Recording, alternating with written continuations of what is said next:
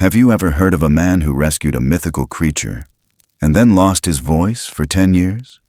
A creature not quite human, yet one that helped him find himself again. The truth is, Bigfoot isn't just a legend. In 1987, a former forest firefighter named Sam Hargrove discovered a burned, terrified young Bigfoot in the woods of Oregon and raised it like his own child. But the creature never spoke. It only knocked 3 times on walls, on wood, as if trying to say something. This story comes from a real journal found in an abandoned cabin, pieced together with accounts from villagers near the Willamette Forest. In the next 60 seconds, you'll uncover why Boone, the young Bigfoot, could only fall asleep wrapped in a little girl's striped shirt, the haunting meaning behind those 3 mysterious knocks, and the heartbreaking choice Sam had to make: keep Boone hidden or set him free. Months after Boone vanished into the wild, Sam heard 3 knocks on his cabin door during a snowy night. On the doorstep, a bundle of wildflowers, 3 stones in a triangle, and a hand-stitched piece of fur painted with blue and white stripes. Proof that Boone remembered, still loved, and still called him family. Don't look away, because if you miss this story, you'll never know what happened after that final knock. And trust me, this tale is only told once. It had been 17 days since the last rainfall, and the air tasted like old ash. On the northern ridge, where the pines clawed toward the clouds and the dirt was dry as bone, something had caught fire. Not large, not yet, but enough for Sam Hargrove to smell it before he even saw the sky change. He stood on the edge of his porch, boots creaking on the warped wood, a battered AM radio murmuring in the cabin behind him, whispering about a small lightning storm that passed through Willamette Forest 2 nights ago. Just 1 bolt, they said. Just a spark, just enough. Sam knew better. In the woods, just enough meant you either got lucky or you didn't. He strapped his hat tight, grabbed the canvas duffel he kept packed for emergencies, and made the 3-mile hike north through the trees like muscle memory. No sirens, no helicopters, no help. Just the old man, his lungs, and the distant thread of gray weaving through the evergreens like a warning. The further he went, the more it felt like walking into a memory. 1979. The flames back then were taller than houses, screaming louder than men. He'd buried 2 names in that fire. A wedding ring and a plastic toy horse still melted together in a mason jar somewhere under the black soil. He shook the thought loose, focused on the wind, on the shape of the smoke, thin, curling low, clinging to the trunks like it had secrets to tell. By the time he reached the edge of the clearing, the fire had already gasped its last breath. What was left looked more like a scar. Scorched earth, a few embers, 1 half-fallen cedar still groaning in the wind. And something else. The smell hit him first. Burnt fur, singed meat, not deer, not bear. He followed the scent to a hollowed-out tree, its center blackened from within. Steam curled from the bark, and tucked into the crook of roots, hidden beneath fallen moss and broken branches, was a mass of tangled gray fur. Twitching. Sam paused, let his eyes adjust. Not fur, hair, long, coarse, and matted. The thing curled in on itself, trembling. Its leg, no, foot, was swollen, charred along the edge. Skin like cracked stone beneath the ash. And breathing, shallow, rattling, almost wet. A sound escaped the thing's mouth. A rasp. Not quite animal, not quite human. Then another. A hitch. Like a child's sob. He should have turned away, left it to the forest, let nature finish what fire had started. But his hands, they didn't listen. He dropped to 1 knee, steadying his breath, trying not to startle it. The creature didn't move. Its eyes, barely visible under crusted lids, flickered open once. No whites, just the glint of something old and soft and hurting. He reached into his duffel, pulled out the army blanket he hadn't used in decades, shook the dust free, and for reasons he couldn't explain, not then, not even now, he wrapped the thing in it like you would a newborn. It didn't fight, just sank into the warmth, as if it had been waiting. The walk back was long. The weight wasn't much, 40 pounds, maybe less, but it felt heavier with every step, not just in his arms, in his chest, his throat, like he was carrying something far bigger than what the eyes could see. By the time he reached the cabin, the sky had gone full charcoal. Rain came in fits, light, cold, persistent. He laid the creature by the fireplace, lit the lantern, stoked what was left of the old pine wood he kept for winter. Then he sat, watched, waited. The creature, whatever it was, didn't speak, didn't cry, just shook quietly, eyes half-lidded, chest rising slow. Sam didn't ask questions. He cleaned the wound as best he could, used what gauze he had, muttered useless apologies under his breath. He remembered how he used to talk to animals when no one was around. The possums under the porch, the fawns who wandered too close, like they could understand. He didn't sleep that night. Every creak in the boards, every gust through the cracks. His ears stayed sharp, heart drumming against the rib cage like it wanted out. And then, a sound. 3 knocks, heavy, slow, from the wall beside the window. Not the door, not an animal. 3 deliberate thuds, then nothing. He stood, quiet. Reached for the old hunting rifle propped by the pantry, though his hands were shaking more than he wanted to admit. He opened the door. Rain, darkness. Nothing moved. No prints, no rustle. Just trees standing still, as if holding their breath. He stepped onto the porch, scanned the tree line. The mist had returned, thicker now, swirling low. A trick of the light? Maybe. But he knew the cadence of sound. That wasn't wind. That wasn't wood settling. That was a signal. When he went back inside, the creature was awake. Its eyes followed him now. Not scared, not wild, just watching. He knelt beside it again, pulled the blanket tighter around its shoulders. He noticed how it curled into the corner like a child. One hand, big, padded, fingers longer than human, clutched the edge of the cloth like a lifeline. He didn't say anything, not yet. Instead, he lit another lantern, set it near the foot of the cot, let the warmth hold the silence. Outside, the forest hummed. Inside, something old began to shift in his chest, something he hadn't felt in decades. Not since the hospital lights went dark and he was told they didn't make it.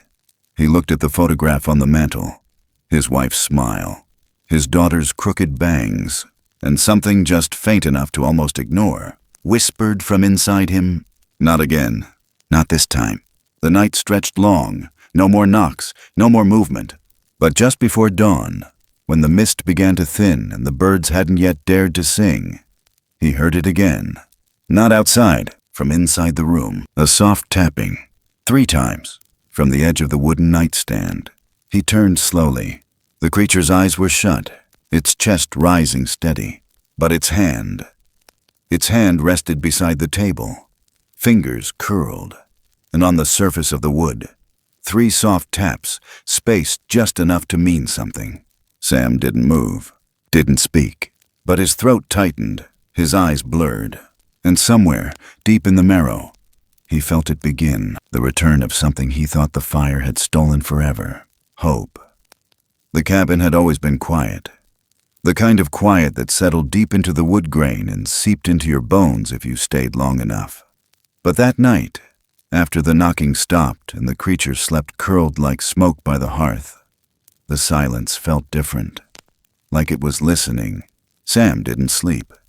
He moved in slow loops, checking the locks, checking the fire, checking the strange, soot-covered figure wrapped in his old blanket. Still breathing, still trembling, but breathing. By morning, he noticed the blanket was damp, not from rain, but from sweat. The fever hadn't broken, and the thing, whatever it was, refused water, wouldn't touch the boiled potatoes he'd left near the cot. Just lay there, curled in on itself like a wound afraid to open.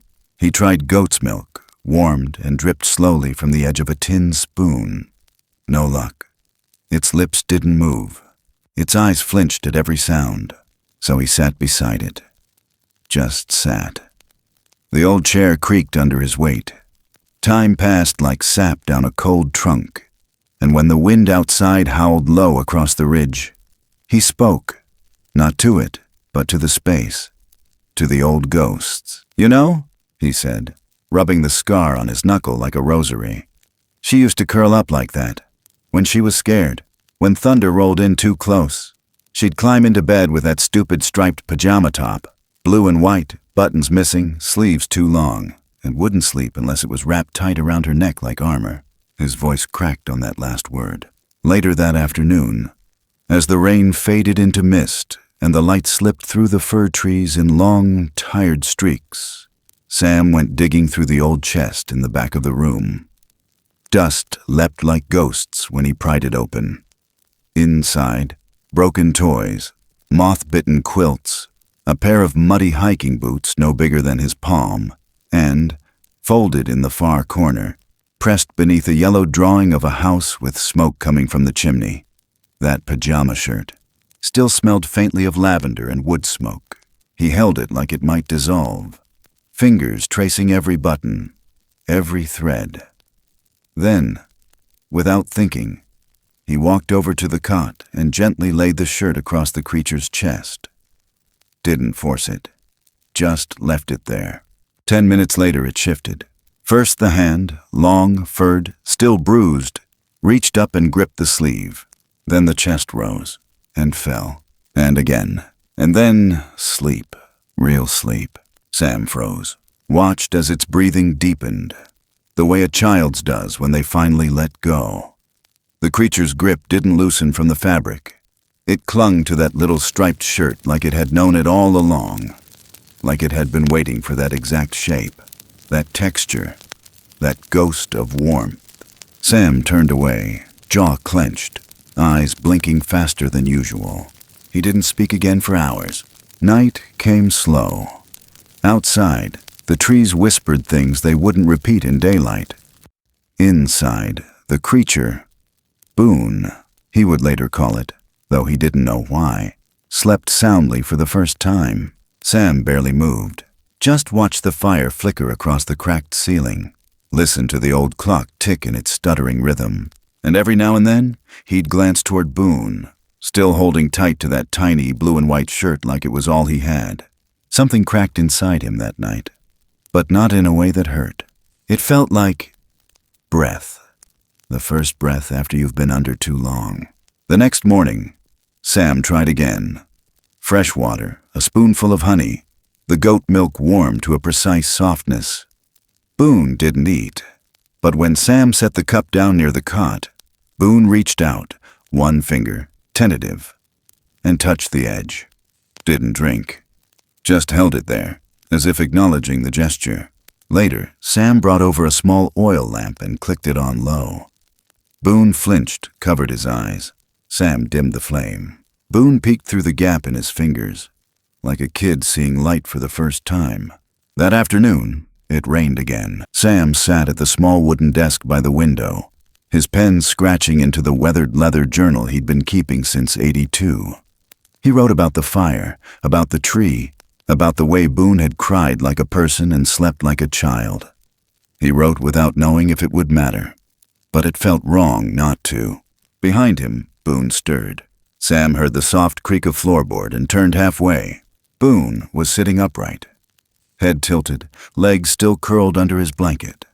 But his eyes, they weren't empty anymore. They were watching. Sam raised his hand. Not fast, not threatening, just a quiet wave, like you'd give a shy neighbor on a quiet street. Boone blinked, then looked down at the notebook, looked at the pen in Sam's hand. Sam paused. Then slowly, he tapped the desk 3 times, soft, intentional. Boone's eyes followed the motion. Sam did it again. 3 knocks, then waited. Boone raised his hand, paused, then tapped the edge of the cot, once, twice, 3 times. Sam's heart kicked his ribs. He stood, moved slowly to the table, and sat across from Boone. No words, just the quiet tension of 2 beings who didn't share a language. but maybe didn't need one. Boone leaned forward, eyes flickering toward the striped shirt folded neatly beside him. He touched it with 2 fingers, then looked at Sam, held his gaze. It wasn't pleading. It wasn't fear. It was something gentler, older, recognition. Sam didn't know what it meant yet. Didn't need to. He nodded, lips pressed tight. "I got you," he whispered. And for the first time since the fire in '79, the cabin didn't feel haunted. It felt lived in. Outside, the wind picked up again. Somewhere beyond the ridge, a branch cracked like bone. Boone didn't flinch. Neither did Sam. But as the last light dipped low and the oil lamp flickered one final time, Sam reached out without thinking and placed his weathered hand over Boone's.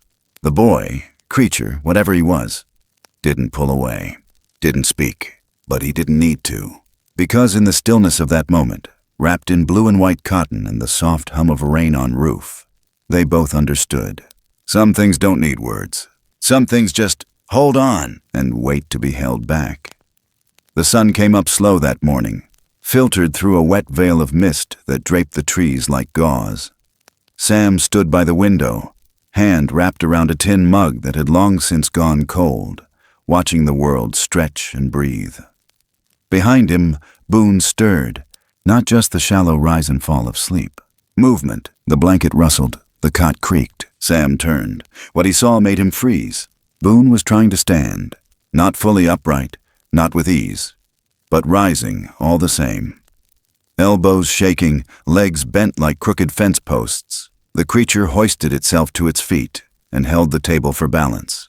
Its back arched, shoulders hunched. But it stood. Sam didn't speak, didn't move. Boone took a step. Wobbly, hesitant. A foot landed too hard, and the creature tipped sideways, arms flailing. Sam lunged forward, but Boone caught itself. A low grunt escaped its throat. More frustration than fear. Another step, then one more. Sam watched, heart in his throat, as Boone dragged himself across the room to the corner where the striped shirt now hung over the chair. Boone reached for it, held the sleeve, touched the fabric to its face, eyes closing for half a second like a reflex it had no words for. That's when it happened. Boone turned and walked toward the cabinet. His steps were slow, awkward, but deliberate. And when he reached the wooden latch on the lower door, he paused. Sam didn't say anything. He just watched. Boone's hand extended. 4 thick fingers, a thumb. The nails, dark and chipped, tapped once on the surface. Then, carefully, he gripped the latch and pulled. The door opened. Boone leaned in, sniffed, rummaged, and pulled out an old tin plate. Sam blinked hard. "That's not nothing," he muttered. Boone sat on the floor, cradling the plate like it was sacred. Then, without warning, he dropped it. Not an accident. A sound. Sam flinched, then frowned. Boone picked up the plate again, dropped it, same rhythm. 3 taps, like the desk, like the nightstand. Sam stepped closer, pulled a chair beside him. He didn't want to spook the kid, but that's what Boone was now, wasn't he? Not just a creature, not just a mystery. A kid. Boone looked up at him, the plate in his lap, hands resting on the rim. Sam sat down slowly, felt the wood groan beneath his weight. They sat like that for minutes. Quiet. Then Sam reached for the plate. Boone pulled it back, quick, protective. Sam raised both hands, palms out. "Okay, yours." Boone studied him, then held the plate up, offered it. Sam took it. He stood, walked over to the wood stove, grabbed a chunk of goat cheese, broke it into small pieces, some dried apple slices, a splash of milk in a ceramic cup. He brought it back, slow and steady, and placed the meal on the plate in front of Boone. The boy didn't devour it, didn't lunge. He looked up first, as if asking permission. Sam gave a soft nod. Boone ate with both hands, chewed slow, took breaks, not wild, not scared. When he finished, he wiped his mouth with the back of his hand, set the plate aside, and then, without looking at Sam, he tapped the floorboard beside him. Once, twice, 3 times. Sam felt something uncoil inside his chest. The day passed like that. Boone wandered the cabin, carefully, as if the floor might give way. He touched everything: the rocking chair, the lantern, the edge of the window, nose pressed to the glass, staring at the mist like it might swallow him whole. At one point, Sam found him in the corner beside the shelf of old photo frames. Boone was kneeling, head tilted. He reached out, not to break, not to grab, but to trace the glass. His finger landed on a picture of Sam's daughter, hair tied back, freckles scattered across her nose, standing in front of that same cabin in summer light. Boone's hand hovered there, then dropped. Sam didn't speak, just stood in the doorway and let his ribs ache. That night, when the sun bled out and the lamps glowed amber, Sam sat down to write. The journal lay open on the desk, ink bottle beside it. He uncapped the pen, let it rest between his fingers. Boone climbed up onto the chair across from him, folded his arms on the table, watched. Sam started writing, words scratched against old paper. He felt Boone's eyes, then he heard it. Tap, tap, tap. Boone's claw against the wood, same rhythm as before. Sam looked up. Boone smiled, or something like it. Lips didn't move much, but the corners of his eyes crinkled. Sam smiled back, a little. He handed Boone the pen. Boone took it gently, like it was alive. He pressed it against the paper. No ink, just pressure, and drew a line, then another, then 3 dots in a triangle. Sam stared. Boone stared back, then tapped the desk again. Sam turned the page, started sketching too. A simple shape, a tree, a cabin, a little figure with a blue striped shirt. Boone leaned forward, and for the next hour, they drew. No words, just scratches, lines, marks. A new kind of conversation. By the time the fire dimmed and the wind rattled the shutters, Boone had curled up again in the corner, the shirt wrapped around him like a second skin.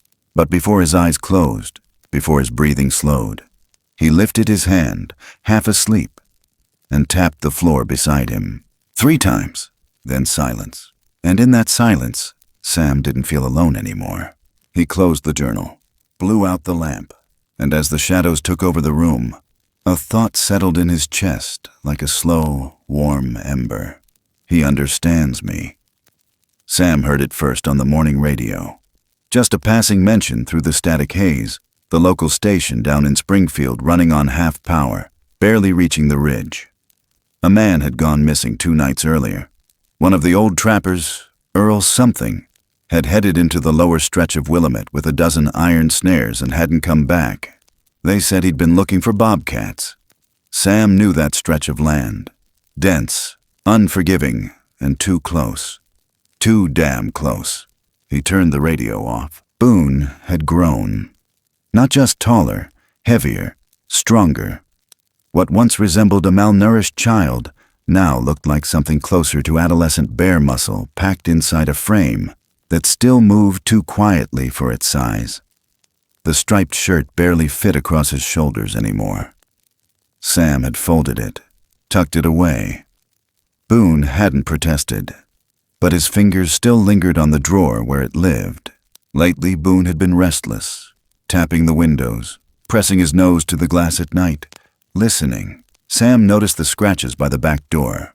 Not claw marks, just faint grooves, like someone had been pacing, dragging something hard across the floor. That evening, Sam didn't lock the door. He waited, but Boone didn't leave, not yet. The next morning, there was blood, a smear on the porch railing, another by the corner of the shed. Sam followed the trail, heart sinking with every step. It wasn't much, just droplets at first, then a smear in the dirt that led into the woods. He followed it to the edge of the creek, where the ferns grew wild and thick and stopped cold. Boone was crouched low, his back to Sam, his body blocking something on the ground. Sam called his name softly, no response. He stepped closer. Boone looked over his shoulder, eyes wide, not guilty, not panicked, just sad. Sam knelt beside him. There was a torn scrap of red flannel caught in the bramble, and near it, a snapped iron trap, its jaws bent and twisted, like something had crushed it inward. Sam touched the trap, still warm. Boone stood slowly, held out his hand. In it, a lump of dirt and moss. Pressed inside, something glinted. A tooth. Human. Sam took it, closed his fingers around it. His throat burned. "Did you?" He couldn't finish the sentence. Boone shook his head, then pointed. To the trap, then to himself, then pounded a fist to his chest once, and finally pointed down the ridge. Sam understood. Boone hadn't attacked the man. He'd been caught in the snare, and Boone had freed him, or tried to. Sam looked at the flannel, the blood, the twisted iron. Too late. They walked back to the cabin in silence. That night, Boone didn't eat. He sat by the fire, eyes fixed on the flames like they were trying to speak. Sam poured him a cup of water anyway, left it nearby. He went to the table, opened the journal, but didn't write, just stared at the page. Boone eventually crawled to the cot, curled into himself, and pulled the blanket over his head. The next day, word spread faster. Truck pulled into Larkspur Ridge's only store. A younger man from the sheriff's office, too clean-shaven, too full of theories, asked if anyone had seen anything strange. The forest was alive again with rumor. Bigfoot, a bear, a killer on the loose. Sam bought a bag of feed and left without saying a word. When he got back to the cabin, Boone was gone. He found him 2 hours later, just past the old split pine. Boone was sitting beside the creek, staring into the water. His hands were stained red. Sam rushed forward, then saw it. A bird, wounded. A raven, maybe. Wings snapped, dying. Boone had tried to help, cradled it in his arms. But he didn't understand what a broken wing meant. Not yet. Sam sat beside him. Boone looked at him, eyes shimmering. Sam didn't flinch. He placed a hand on Boone's shoulder. "You tried." Boone didn't respond.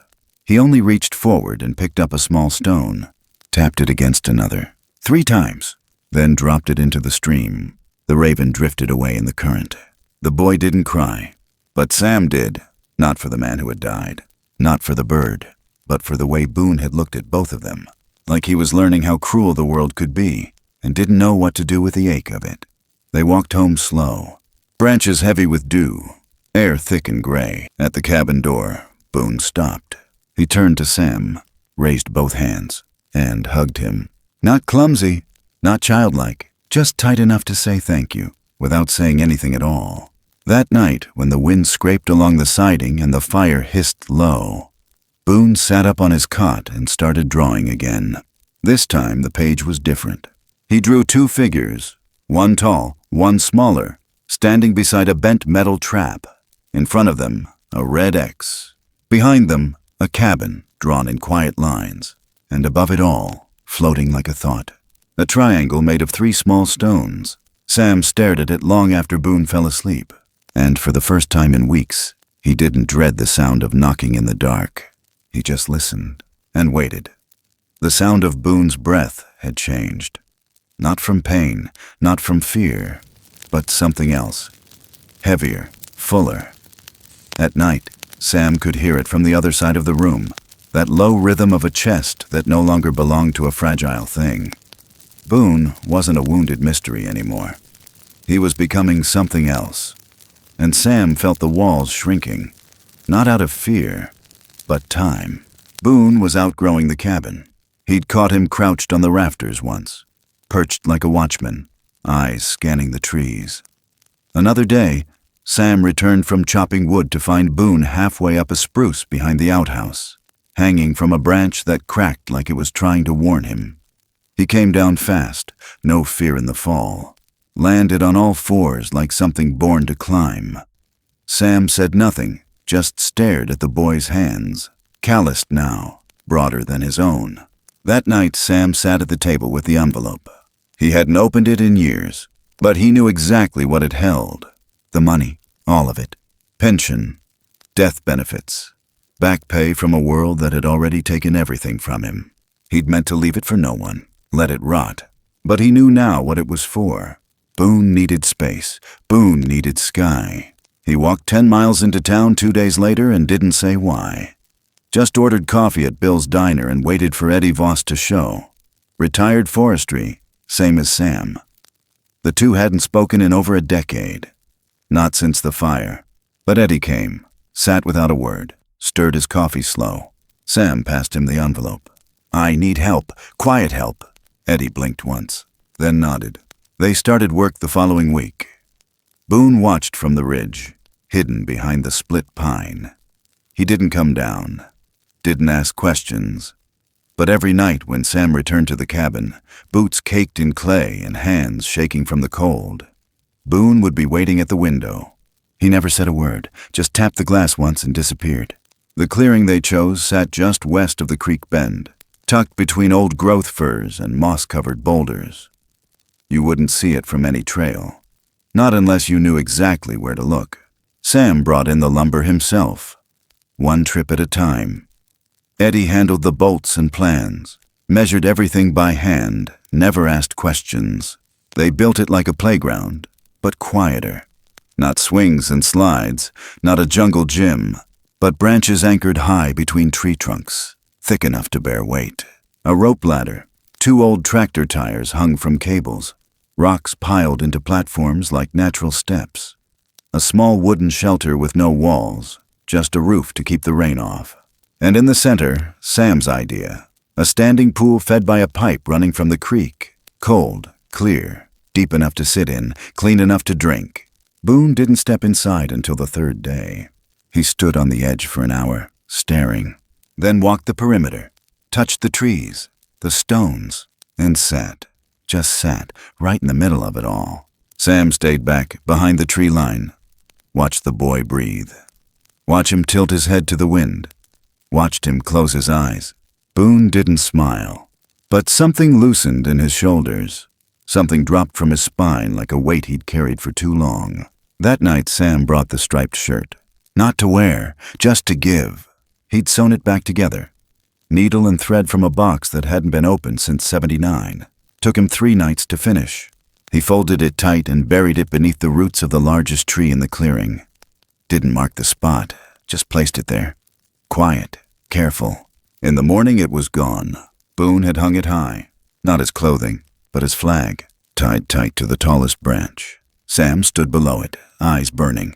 He didn't say a word.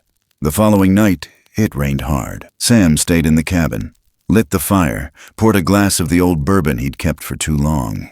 Around midnight, he heard it. Tap, tap, tap. Not at the door. From the woods. He stepped outside. The rain had let up, but the fog sat thick in the trees, the kind that curled around your legs like hands. He didn't see Boone, but the air changed. A low sound rolled out from the trees. Not a growl, not a call. A rhythm. 3 slow knocks. Far, then silence, then closer. Sam stepped off the porch, heart racing, not with fear, but something stranger. He knocked 3 times on the porch beam and waited. From somewhere deep, a sound came back. 3 knocks. Boone was not alone. That night, Sam didn't sleep. He sat at the table, wrote in the journal. "He's calling to someone," he wrote, "and someone's answering."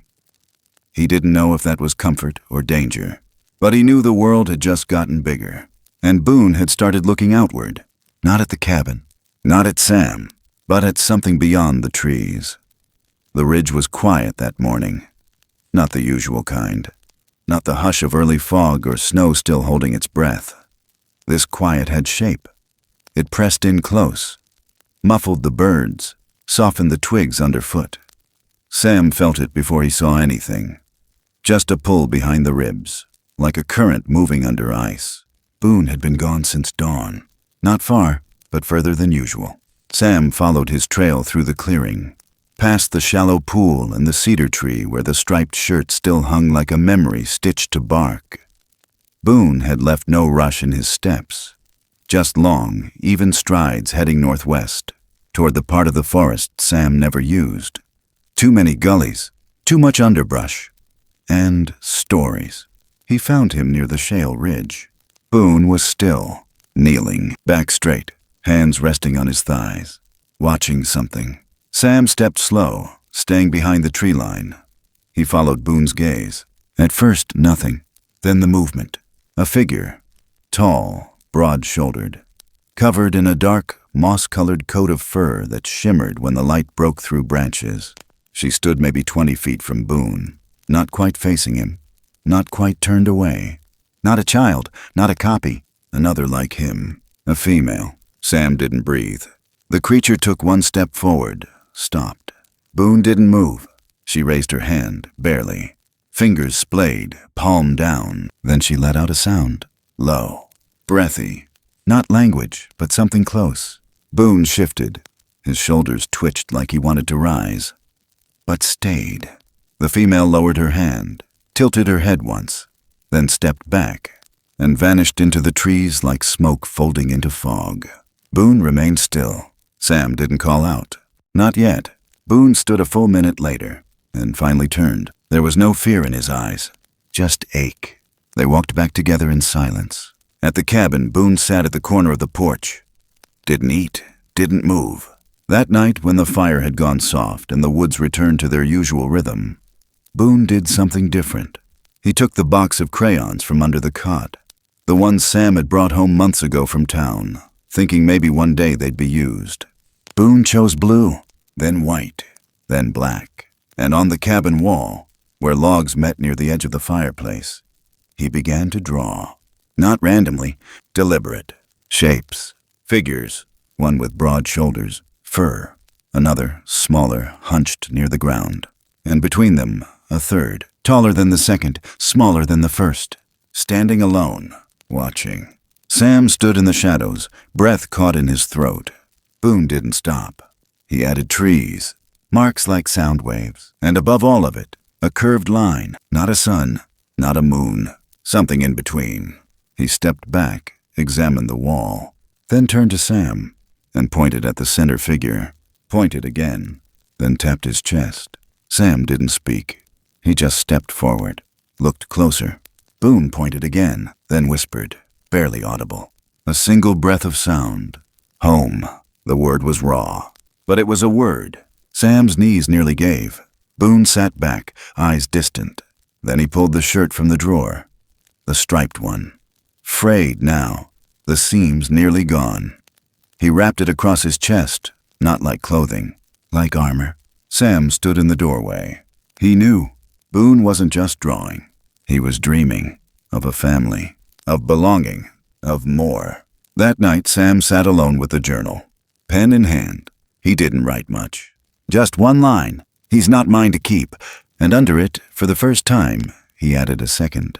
But maybe I was his for a while. The wind picked up near midnight. The cabin creaked. From the trees came no sound. But in the dark, Boone slept. And in his sleep, his hand moved, tapping the cot.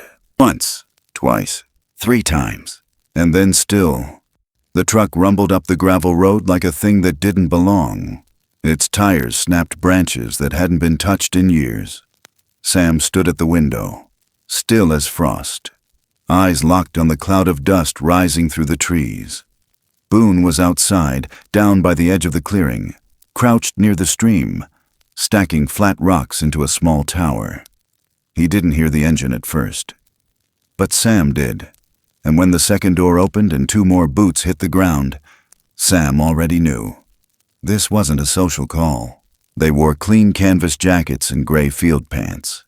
Clipboard, rangefinders. One had a drone case strapped across his shoulder. The third man was older, balding, sharp eyes. Didn't wear the science like the others, wore command. Sam stepped out onto the porch before they knocked. "You Samuel Hargrove?" His voice came crisp, Eastern. Sam nodded. "Mind if we ask a few questions?" Sam didn't answer.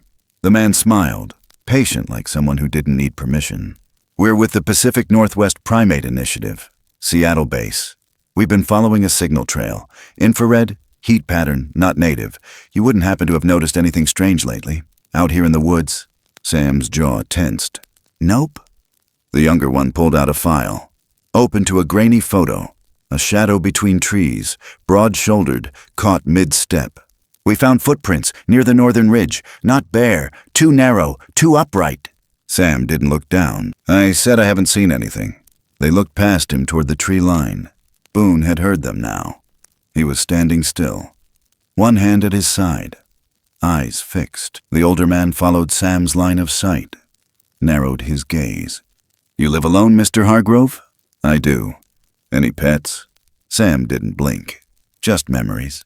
They left 15 minutes later, but promised to return. Said it polite, said it like a threat. That night, Sam sat at the table with the journal open but didn't write. Boone stood by the fireplace, staring at the orange-red glow like he wanted to crawl inside it. The striped shirt had been taken down earlier that week, folded neatly. Boone hadn't worn it in days. He didn't say why. When Sam finally spoke, his voice came like smoke through a crack. "They're coming back." Boone turned. "They want to take you, put you in a cage, poke you, cut you open." Boone didn't flinch. He just stared, then walked over, knelt by Sam's chair, and placed one hand over the journal page. Then tapped the cover 3 times. Sam closed the book. The next morning, the truck came back. They didn't ask this time. They brought a tranquilizer rifle. Sam didn't open the door. He stood in front of it, gun in hand, old, rusted, but loaded. The older man stayed calm. "You're harboring something you don't understand." Sam said nothing. "You're risking exposure, risking your own safety and ours." Still nothing. The man nodded to the guy with the rifle. But before he could lift it, a sound rose from the woods. Deep, echoing. 3 knocks. Loud. Close. Then from behind it, another. 3 more. Then again. Farther. Dozens. The men froze. Sam stepped forward. "You hear that?" The leader turned his head. "That's family." Boone appeared behind the split pine. He didn't hide. He walked straight into the open, arms at his sides, calm. The men stared. One whispered, "Jesus Christ." The rifle dropped slightly.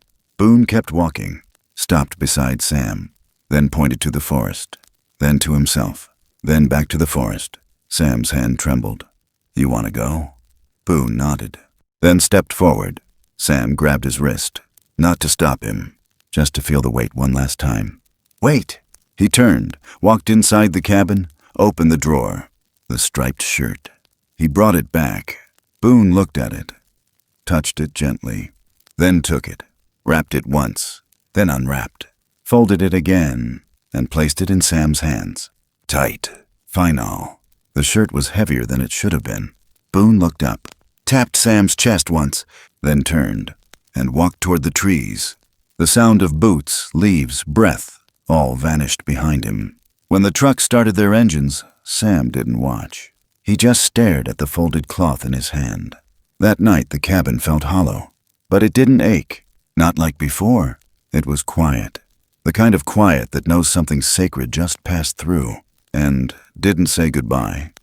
The snow came early that year. Fine at first. Barely a whisper. Then thick enough to bury the steps Sam had packed down in the dirt behind the cabin. He'd cleared the path twice already, and still it returned. Soft, steady, without apology. The kind of snow that hushed everything it touched. 3 months had passed. Boone was gone. There were days when Sam thought he'd hear the boy again, just out of sight. Branches shifting, roof creaking, the shuffle of a foot across old floorboards. But it was just the house adjusting to the emptiness. Or maybe he was. The nights were hardest. The striped shirt sat folded on the mantel now, clean, pressed. As much a part of the cabin as the oil lamp or the dented tin kettle. Sam didn't touch it anymore. Not because it hurt, but because it didn't need him to. The journal sat open on the table, same as always. Half a page left. Maybe less. He'd been slow with the words lately. Careful. Not because he didn't know what to say, but because once it ended, it would mean Boone's story was no longer just his. The fire popped once. Then again, he poured another cup of coffee, heavy with silence. And then, a knock. Not a fist, not a hand. 3 low, deliberate thuds against the door frame. His chest locked. He didn't move at first. Just stared at the doorknob like it might vanish if he blinked. Snow tapped the window like fingers testing glass. Then again, 3 knocks. Slower this time. He stepped forward, unlatched the bolt, opened the door. The wind hit him first, sharp, wet, clean. Then he looked down. 3 stones. small, round, arranged in a triangle. Beside them, twine-bound wildflowers, dried but still bright. Purple, white, some blue. And beneath that, a piece of tan deerskin, rough stitching around the edges. And at the center, dyed into the hide by hand, 2 uneven blue stripes crossed with white. Sam didn't pick it up right away. He bent down slow, the snow catching in his collar, his breath thick in the air. The door swung wider behind him, creaking. No one there. Not a footprint, not a shape between the trees. Just the quiet, the kind that listens. He took the offering inside, hung the deerskin beside the mantel, just under the striped shirt. The triangle of stones he placed on the hearth. Let the snow melt off them naturally. He lit the fire higher and sat. His fingers hovered over the journal. Then finally, the pen touched paper. He wrote slow. Final. He never spoke, but I heard everything. Then closed the book. No date, no signature, no ending, just the heat of the fire and the hush of the snow, and that strange, aching peace that only comes when something broken finds its way back to stillness. He didn't look toward the window again that night. He didn't need to. Some stories aren't loud. They don't announce themselves with fireworks or thunder. Some stories unfold like seasons, quietly, slowly, changing everything while we're too busy surviving to notice. And by the time we do, we've already been changed. This was a story about silence, about what happens in the in-between moments, the spaces where grief lingers, where memory lives, where something broken begins to heal not because time demands it, but because something unexpected dares to stay. It's a reminder that sometimes the most profound connections are the ones that don't come from similarity, but from understanding. It asks us to look closer at the things we fear, to soften our gaze, to listen without needing answers, and to accept that not all family looks like us, not all love sounds the same, and not all healing has to follow a straight line. Because what matters in the end isn't the labels we give to things, or the distance between species, belief, or pain. What matters is the way we reach for each other in the dark, the way we sit with the lonely, the way we honor the stories that can't be told in words. And maybe, just maybe, the most human thing we can do is love without needing to understand. If this story meant something to you, if it stirred something quiet inside, consider leaving a comment. Let us know what stayed with you. Share your thoughts, your reflections, or simply that you were here. And if you'd like to walk with us through more stories like this, tender, strange, deeply human, don't forget to like, subscribe, and follow along. Thank you for listening. We'll see you in the next one.